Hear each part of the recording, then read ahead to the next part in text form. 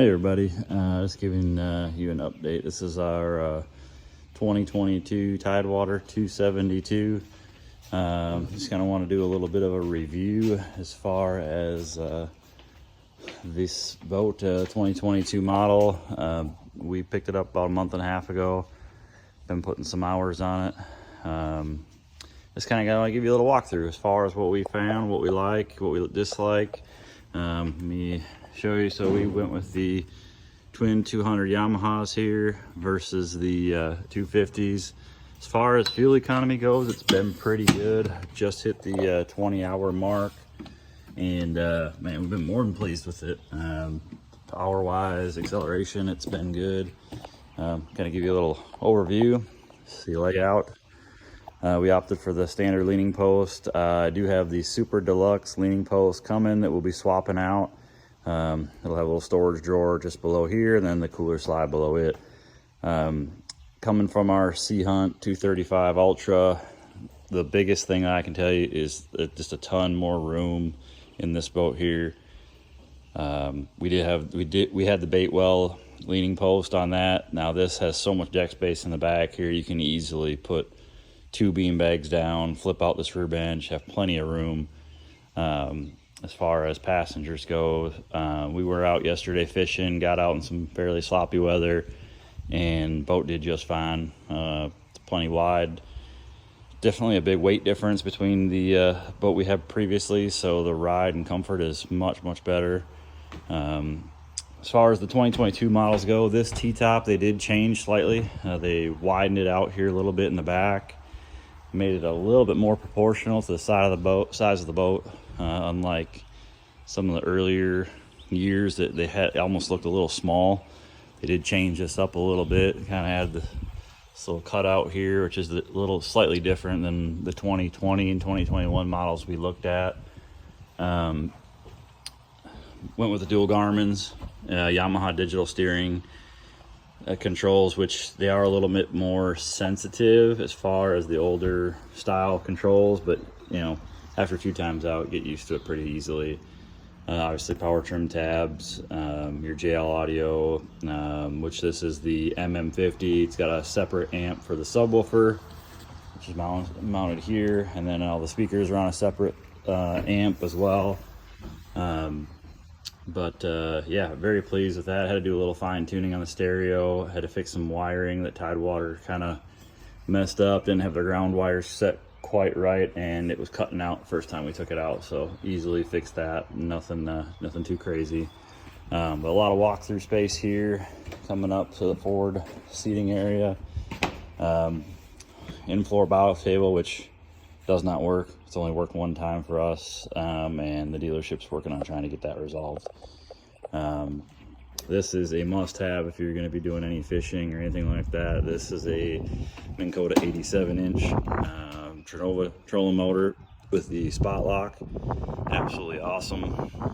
One thing Tidewater could have probably done differently is they could have done some sort of notch here for your wiring so it doesn't mess up the wiring like it's already starting to do here.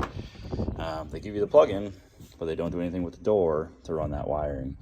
Windlass anchor system here, which is very handy to have. A nice setup there. And obviously your windlass controls here. I gotta open this side because it's empty. Nice size boxes here. This one I don't really keep anything in. Keep most of our stuff in that side. Now one thing I will say is these compartments are nice lengthwise, but they're not very wide. A 4-pack of life jackets does not fit in here. So you can take them all out, and it'll do just fine. But if you want to keep them all in the nice 4-packs, they don't fit. As far as the seat here, I got my cutting board in there. If you can see in the back, that's my battery for the trolling motor. That's the Amped Outdoors 36-volt lithium-ion battery, which does awesome. We were out for about 6 hours yesterday, and it was still on a full charge. So when we came in, the flip-out backrest here, you just take this little plaque off, put your cushion on there, and then slide that into that spot there. It makes for a nice backrest that sticks out here, which is great.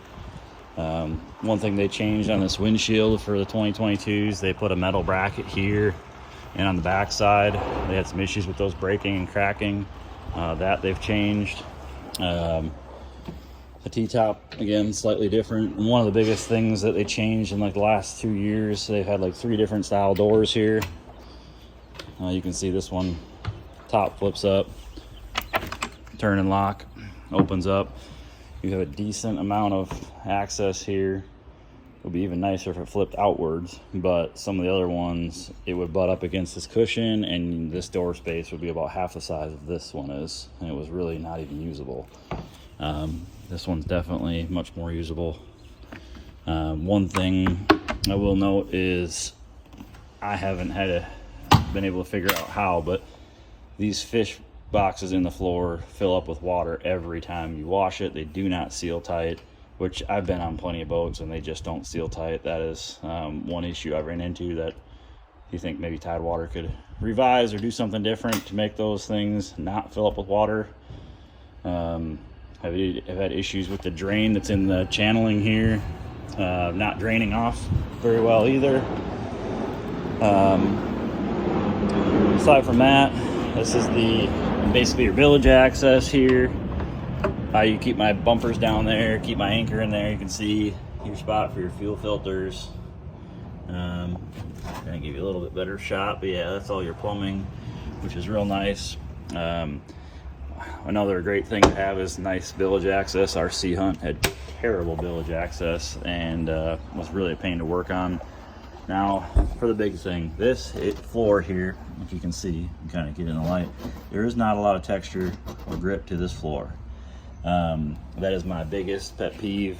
Obviously, we have kids, and we have a son that's 6. We take the neighbor kids out with us, family members, the dogs. This floor is really slick, especially when it gets wet.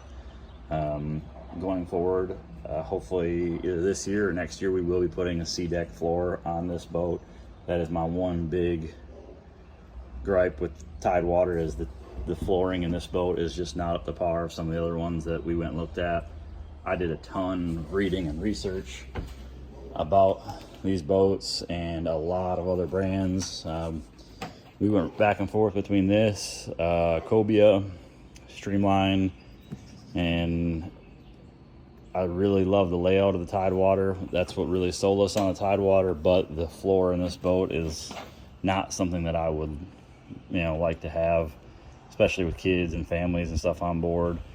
It's just really slick, especially when you're washing it. You get some soap on this floor while you're washing and scrubbing. It is extremely slick, and it does not clean up the best. Our Sea Hunt had a much nicer floor in it, a lot more grip to it. That is my one big complaint out of this boat, is that. Now, everything else, fit and finish wise, has been pretty good. The only issue we've had really is the bow table. And we went for the pump out head. Here's your sideboarding ladder. I got a little wiring to clean up in here yet for my trolling motor, but I put a few hooks on here just for hanging towels and stuff when you're out at the sandbar. They did add this trim panel here, which is kind of a nice fitted piece instead of just a curtain on the previous models, to kind of give you a little bit more fit and finish in here, which is nice.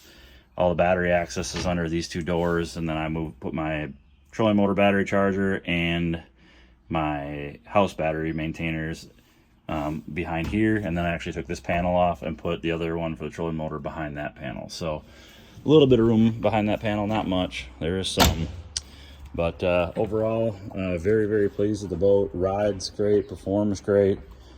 Again, a few minor changes for 2021 to the 2022 models, not much. The dual filler necks for as far as fuel fill up is nice. That's convenient at the pump for sure. And the dual water fill ups on both sides for your freshwater tanks is also really convenient.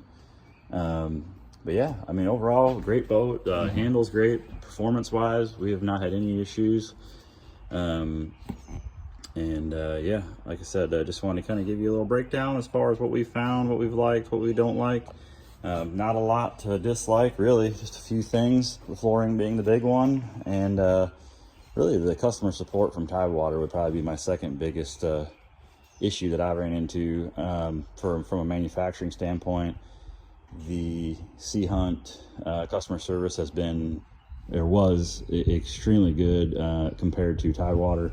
I've called Tidewater a few times just to ask simple questions, and they've been less than helpful, and just don't give you the time.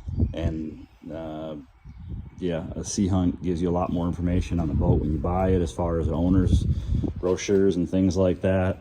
But overall, again, very pleased with the boat for the money spent, for what you're getting. It's been an excellent boat. It's a great cross between fishing friendly and family friendly, especially this big bow seating area was what really sold us. And every time we take it out, we find something that we like more and more about it. And so far, so good. It's been a great boat. If you have any questions, comments, things you want to see, things you want to know, give me a shout, let me know. I'll be happy to answer any questions I can. Again, this is the 2022 Tidewater 272.